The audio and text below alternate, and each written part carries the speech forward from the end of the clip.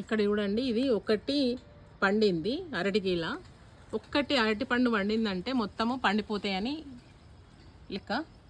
ఇది ఒక్కటి ఇట్లా పండినాక తెంపి కవర్లో పెట్టేసినాం అనుకోండి, పేపర్లో చుట్టి పెట్టినా కూడా మంచిగా పండిపోతాయి.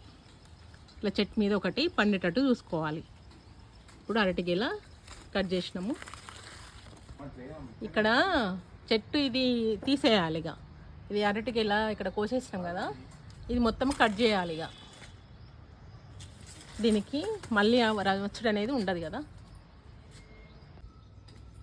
ఇక్కడ చూడండి, ఈ గెలకు తక్కువ వచ్చినాయి, అంతకుముందు గెల కొంచెం ఎక్కువ వచ్చినాయి. అవి ఈ గెల చిన్నగా వచ్చింది.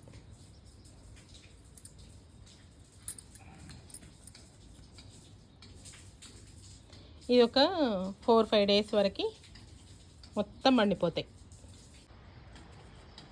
ఇక్కడ చూడండి, వాటర్ చుక్కలు పడుతున్నాయి కదా. ఇప్పుడు ఇది కట్ చేసిన తర్వాత ఏంటంటే, ఇక్కడ కట్ చేస్తాం కదా, ఇక్కడ కట్ చేసిన తర్వాత దీనికి కొంచెం లోతుగా తీసేసి ఒక కవర్ అయినా దానికి చుట్టి పెట్టాం అనుకోండి ఏదన్నా, దానిలో వాటర్ మొత్తం ఊరుతాయి ఒక 2 డేస్లో. అవి తాగితే చాలా మంచిదట హెల్త్కి.